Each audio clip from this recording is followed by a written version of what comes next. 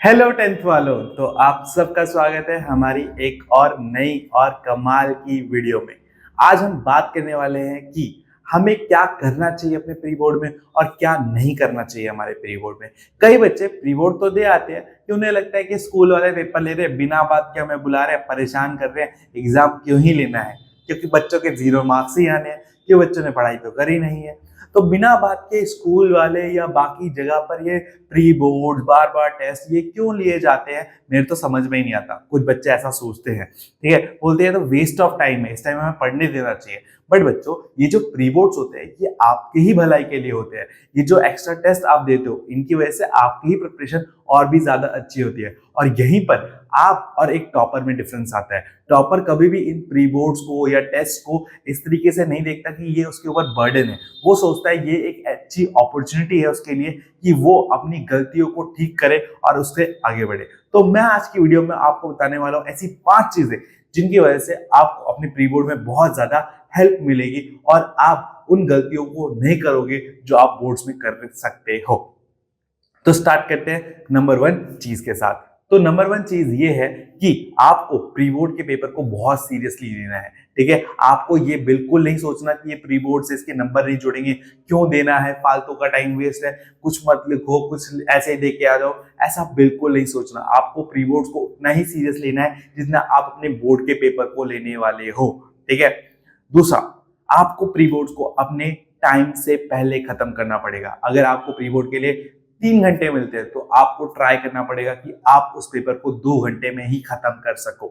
ठीक है। क्यों क्यों ऐसा करने के लिए बोल रहा हूं मैं, क्योंकि इससे अगर आप अपने पेपर में टाइम बचा पाते हो तो उससे आप उस एक्स्ट्रा टाइम से अपने पेपर को और भी अच्छा अट्रैक्टिव बना सकते हो और भी क्वेश्चन अटेम्प्ट कर सकते हो जो आपको नहीं आ रहे होंगे। तीसरी चीज, प्री बोर्ड जो होते हैं वो हमारे पेपर से पहले एक टेस्ट मैच की तरह होते हैं, जिसे अगर हम अच्छे से खेले तो हम अपने फाइनल मैच में बहुत अच्छे से स्कोर कर सकते हैं।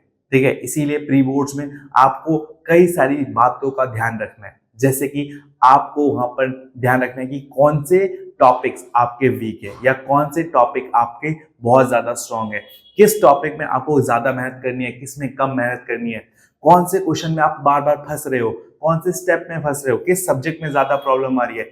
इन सारी चीजों को एनालाइज करना है। प्री बोर्ड का पेपर होने के बाद जो उसको फैक्ट देता है वो भी अपने नंबरों को 90% लाने के जो ख्वाब है उसको भी अपने साथ उसी पेपर के साथ फैक्ट देता है।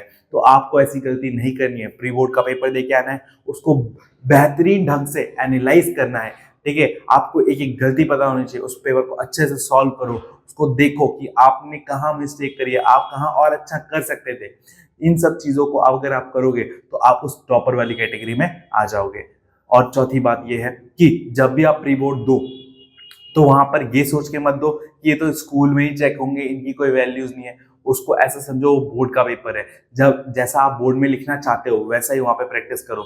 अगर आप हर स्टेप को अच्छे से लिखोगे, ठीक है, हर क्वेश्चन को अच्छे से अटेम्प्ट करोगे, ठीक है, जैसा आप बोर्ड में करना चाहते हो, तो प्रैक्टिस कर लो कि आपके लिए 3 घंटे सफिशिएंट पड़ेंगे कि नहीं। आपको थोड़ा चेंज करना पड़ेगा, अपनी स्पीड को बढ़ाना घटाना पड़ेगा। इस तरीके से अगर आप अपने पेपर को, अपने प्री बोर्ड्स को अटेम्प्ट करोगे तो आपको अपने बोर्ड के एग्जाम में जरूर फायदा होगा। ये मैं आपको लिख के देता हूँ। और पांचवी बात, प्री बोर्ड में कैसे भी नंबर आए इससे डिमोटिवेट नहीं होना है। प्री बोर्ड एक स्टेप है जो आपको लेना ही पड़ेगा। ठीक है, और अगर आप जितना सीरियसली स्टेप को लोगे उतना ही अच्छा आपका रिजल्ट बोर्ड में आएगा। तो प्री बोर्ड्स के नंबर से डिमोटिवेट होने की बिल्कुल भी जरूरत नहीं है। बस आपको इतना ध्यान रखना है कि आपको प्री बोर्ड में करी गई गलतियों से सीखना है और उसी गलती को दोबारा अपने बोर्ड के पेपर में रिपीट नहीं करना। तो इन बातों को अगर आप ध्यान रखोगे तो आप बहुत अच्छा स्कोर कर सकते हो। और बच्चों, एक बोनस टिप आप सारे बच्चों के लिए कि अपने प्री बोर्ड्स को जितने बार आप सॉल्व कर सकते हो उतनी बार आप सॉल्व करो। ठीक है, कई बार जो टीचर्स पेपर बनाते हैं वो बड़े एक्सपीरियंस होते हैं और उनके प्री बोर्ड के पेपर से भी क्वेश्चन बोर्ड में फंस सकते हैं, तो उनको आइडिया है कि कहाँ से क्वेश्चन आ रहे हैं।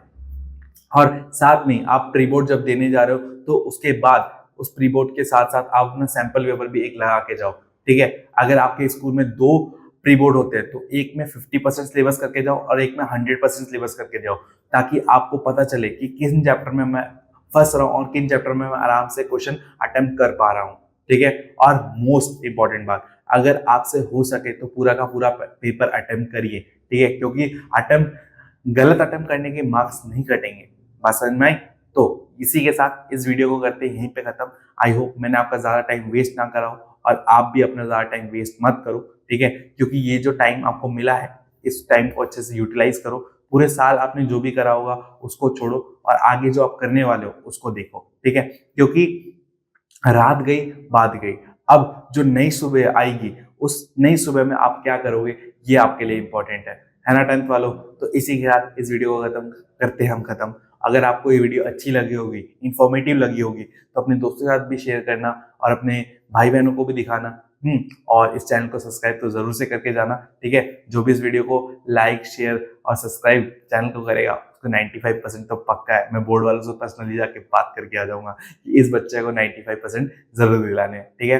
तो आई होप आपको मेरी वीडियो अच्छी लगी होगी और बस फिर मिलते हैं नेक्स्ट वीडियो में। तब तक के लिए टाटा बाय बाय।